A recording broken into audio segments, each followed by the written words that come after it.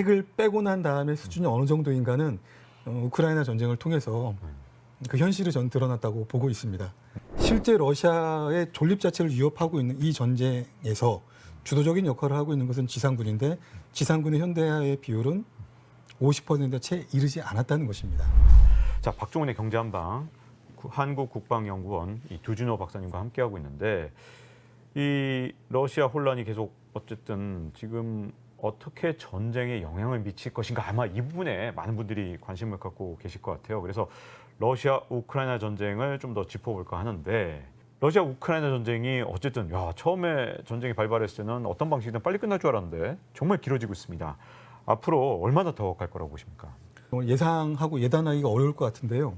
이 결국 전쟁도 어떤 정치적인 목표를 달성하기 위한 수단이라고 생각을 합니다. 그럼 정치적인 목표가 무엇이냐? 러시아 대내적으로는 푸틴 대통령이 우크라이나를 침공할 때 했던 전쟁 목표가 한 3가지 정도가 있습니다. 서방 위협으로부터 러시아의 안전을 보장하고 러시아계 주민들을 자국민을 보호하겠다. 그리고 우크라이나의 비무장화, 탈나치화를 달성을 해 나가겠다. 이거 외에도 대통령 선거가 있습니다. 그게 이제 내년 3월 달에 대선이 있기 때문에 특별 군사작전의 성과가 결국 대통령 선거에 결정적인 영향을 미칠 것입니다. 그렇기 때문에 당장 현재 상태에서 평화 협상이라는 수단을 통해서 어떤 정전을 하겠다라고 하는 의지는 보여지지 않고요.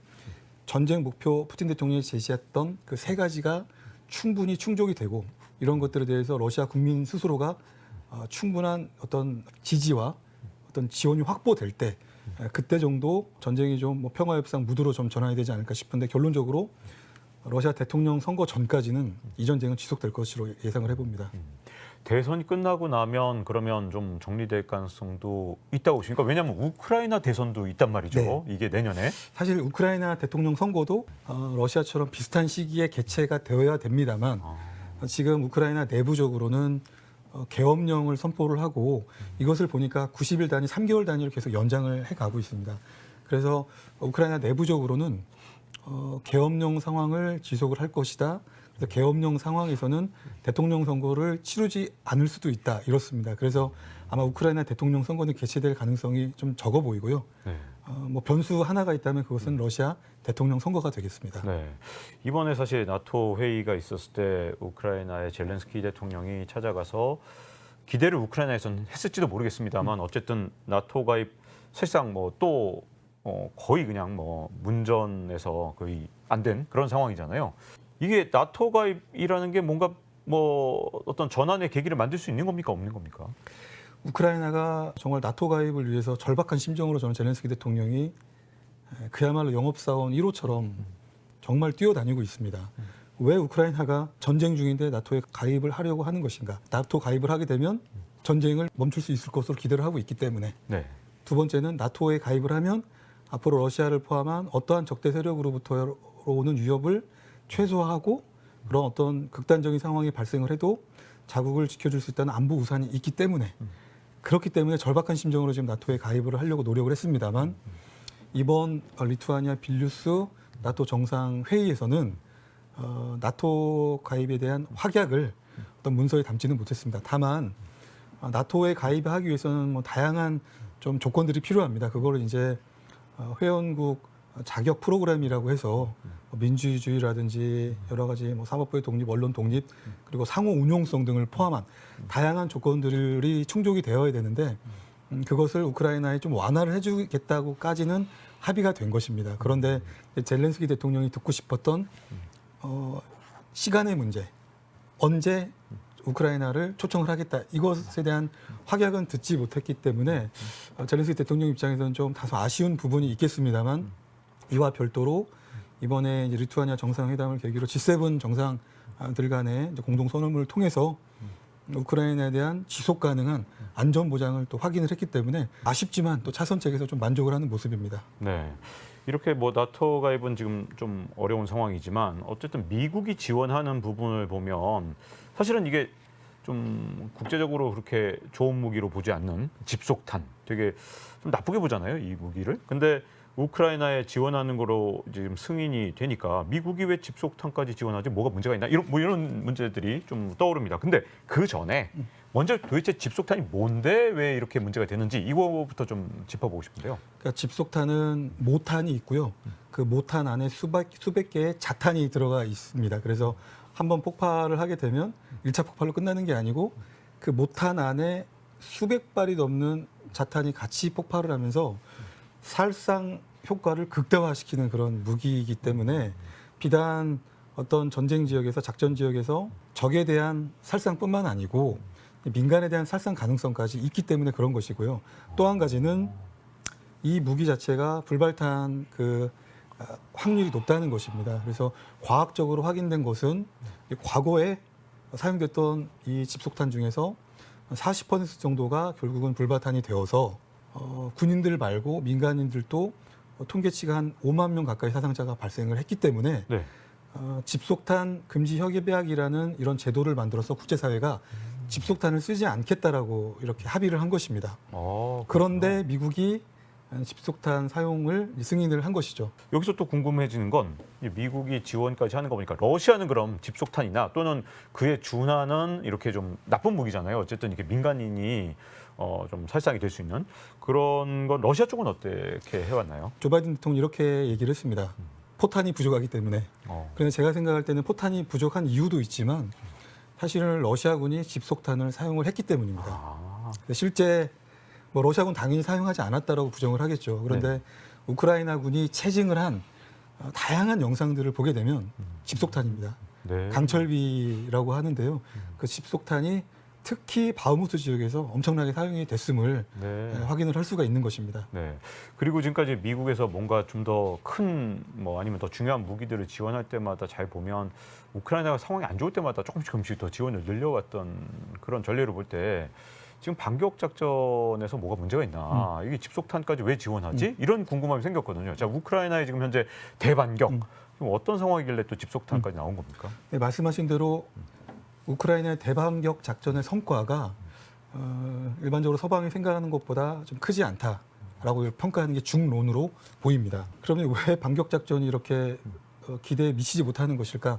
사실은 기대에 미치지 못하는 게 제가 생각할 때는 과학적이라고 봅니다. 러시아군의 방어 전선을 돌파를 하고 또 전과 확대를 통해서 정말 러시아군의 막대한 심리적인 물리적인 피해를 줘야 되기 위해서는 전차가 나아가기 전에, 전차가 공격을 하기 전에 러시아군의 방어 역량을 육군 항공이라든지 압도적인 포병 전력이라든지 또 전투기와 같은 이런 공중 전력들이 사전에 이제 공격을 해줘야 되고 또 작전 실시간 지원을 해줘야 됩니다. 그런데 사실 이 단계가 빠져 있는 것입니다.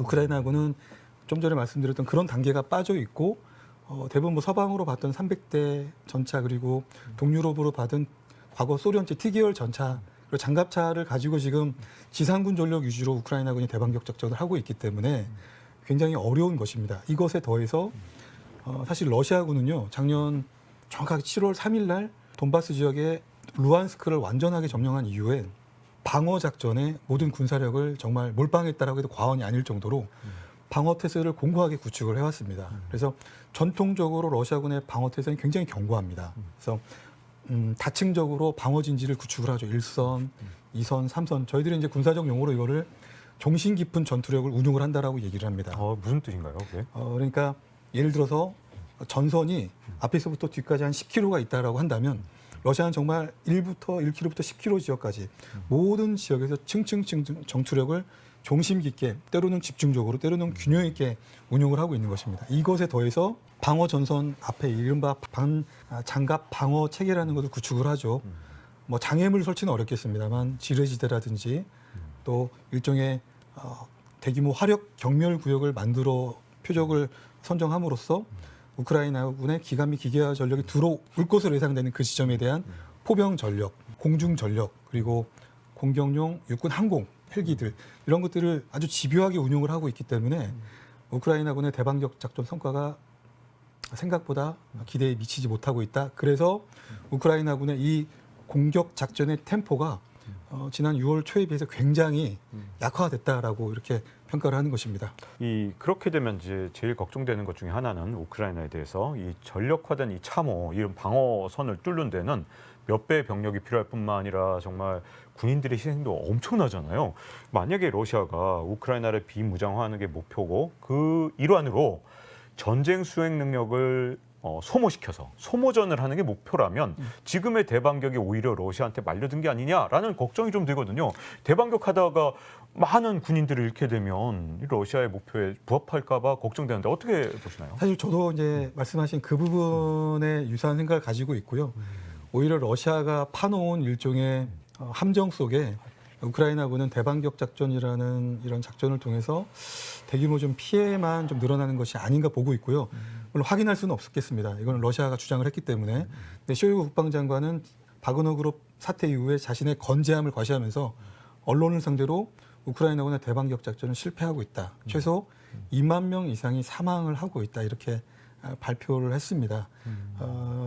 그럼에도 불구하고 우크라이나군이 대반격 작전을 할 수밖에 없는 이유, 저는 군사적인 목표보다는 정치적인 이유가 더 크다고 보는데요. 하필 이제 우크라이나군의 대반격 작전이 시작됐던 시점이 6월 초입니다. 7월 11일부터 12일까지는 리투아니아에서의 빌뉴스에서 또 나토 정상회담이 있었죠. 결국 나토 정상회담에 가서 젤렌스키 대통령이 뭔가 유럽연합이라든지 그리고 나토 회원국을 대상으로 스스로의 힘을 가지고 러시아군의 빼앗긴 영토를 끝까지 회복할 수 있는 능력이 있으니까 우리를 도와달라, 이런 지원과 지지 요청을 하기 위해서라도 막대한 희생이 있음에도 불구하고 결국 6월에 대반격 작전을 할 수밖에 없었던 그런 좀 안타까운 환경이 있겠습니다. 그것과 함께 이 대반격 작전 중에 목적 중에 하나로 서방의 지원을 지속적으로 요구하기 위한 그런 정치적인 목적이 있는 게 아니냐, 이렇게 보시는 분도 계시던데, 그런 시각에서 봤을 때 그러면 이번 대반격이 지지부진하면 우크라이나한테 올 연말은 더 안 좋은 시기가 오지 않을까, 또 이렇게 우려가 되는데 어떻게 보시나요? 그래서 만약에 현재와 같은 어떤 우크라이나군의 공격 작전 템포가 앞으로도 계속된다면 오히려 우크라이나군에 굉장히 불리한 상황이 전개될 가능성이 클 것으로 보이고요. 네네. 다만 이런 전반적인 우크라이나군의 전략 상황들을 고려해서 이제 미국도 어쩔 수 없이 집속탄을 승인을 함으로써 조금이라도 부족한 전력들을 좀 메워줄 수 있도록 그렇게 특단의 조치를 했다고 봅니다. 이것에 더해서 지금 꾸준히 F-16의 실제 우크라이나 인도 가능성이 나오고 있습니다. 일부 유럽에서 몇 개 국가를 중심으로 이미 F-16 전투기를 운용할 수 있도록 우크라이나군 조종사를 불러서 이미 이 조종 교육은 들어갔고요. 그래서 우크라이나군의 외무장관이라든지 일부 우크라이나 전쟁 지휘부의 얘기를 종합해 보면 빠르면 연말, 그리고 늦어도 내년 초 정도면 F-16을 인도받을 수 있을 것이다 라고 하면서 희망사항을 얘기하면서 동시에 또 서방을 좀 압박하고 있는 모습입니다. 결국은 그때까지는 현재의 상태를 어쨌든 버틸 수밖에 없는 구조로 보입니다. 러시아가 동부전선에는 참호를 겹겹이 쌓아놓은 걸 보면 동부전선 쪽으로 더 쳐들어가겠다, 이 생각은 거의 없나 봅니다. 네, 그러면 서부전선을 혹시 새로 만들려고 할 가능성이 있는 건지가 궁금해집니다. 그래서 우크라이나의 입장에서는 지금 대반격 작전을 하는 모습을 보면 지금 어떻게 보면 이제 도네츠크의 남부 지역 그리고 자포리자 전체 축선 중에서의 동측 지역입니다. 그래서 그러니까 부대와 부대가 겹치는 지점, 굉장히 좀 취약합니다. 왜냐하면 책임 소재가 불분명할 수 있기 때문에 이제 그 지역을 우크라이나군이 집요하게 지금 공격을 들어가고 있는데요. 그 이유는 만약 이 작전이 성공을 한다면 이제 크림 지역을 포괄적으로 러시아 영향력으로부터 단절을 시켜서 이쪽 지역에 보다 군사력을 집중할 수 있는 그런 환경이 조성이 되기 때문에 불충분한 전력을 가지고 집중할 수 있는 위치가 어디냐라고 했을 때 도네츠크의 남부 지역과 자포리자의 동측 지역, 이 부분에 대해서 집요하게 지금 전투력을 집중을 하고 있는 모습이고요. 다만 말씀하셨던 이제 아마 서부 지역이라는 것은 결국 키이우 축선이 될 텐데요.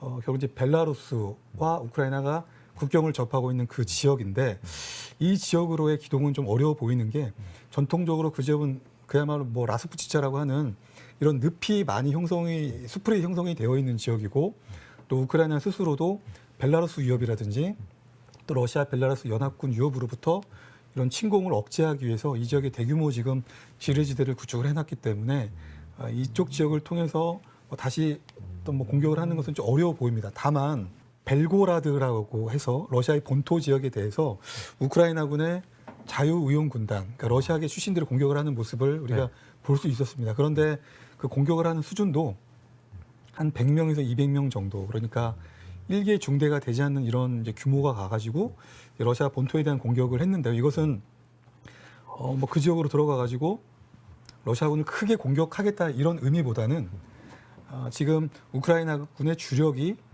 도네츠크 남부 지역과 자포리자의 동측 지역에 집중이 되어 있는 상황에서 일종의 러시아군이 굉장히 취약한 지역입니다. 벨고라드에는 거의 러시아의 정규군이 배치가 안 되어 있기 때문에 이런 취약한 지역에 들어가서 러시아 본토를 공격을 하게 되면 전쟁 지도부의 생각이 이쪽으로 전환이 되기 때문에 나름대로 효과를 달성할 수 있을 것이다. 그래서 우크라이나군이 보다 현재 하고 있는 대반격 작전에 집중할 수 있을 것이다. 그래서 사실은 자살행위에 가깝게 이런 좀 작전을 수행을 하고 있는데 이것 또한 충분하지 않은 병력이기 때문에 쉬워 보이진 않습니다. 자, 이렇게 되면 이제 아직도 가끔씩 러시아에서 핵 얘기를 자꾸 꺼내드는데 지금 현재 전쟁 상황으로 볼 때 전술핵이 나올 확률은 지금 어느 정도나 있다고 보십니까? 이 상황에서. 이 또한 정말 푸틴 대통령의 결심안에 전술핵 사용 문제가 있다고 보는데요. 뭐 전반적으로 봤을 때 레토릭으로 보고 있습니다. 그래서 러시아 의존하고 있는 이 핵 모험주의를 계속 반복적으로 전략적 소통을 함으로써 사실 우크라이나에 대한 것보다는 미국에 대한 전략적 소통의 의지가 좀 커 보입니다. 그럼으로써 무기를 이제 그만 지원을 하고 네. 자꾸 뭐 집속탄이나 F-16까지 하면 이건 선을 넘는 것이기 때문에 우리는 우리의 자유권 차원에서 우리 국가 존립을 위해서 핵무기를 사용할 수밖에 없다라고 제가 말씀드린 이게 러시아 이제 전쟁 지휘부, 전쟁 지도부의 워딩입니다. 그래서 아마 집속탄 사용 얘기가 나오자마자 또 메드베데프 국가안전보장회의 부의장도 또 전술핵 얘기를 언급을 하고 있고요.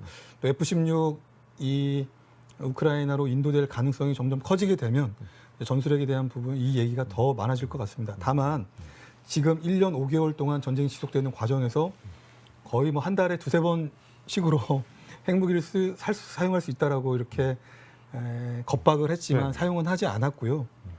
그것이 어떤 정치적인 메시지에 가깝기 때문에 실제 전술핵 무기 사용 가능성은 낮은 것이 아닌가 이렇게 평가합니다. 이 시점에서 이제 러시아 군사력을 좀 종합적으로 평가해 본다면 어느 정도로 보시는 겁니까 지금? 참 문제적인 러시아의 군사력으로 네. 보고 있는데요.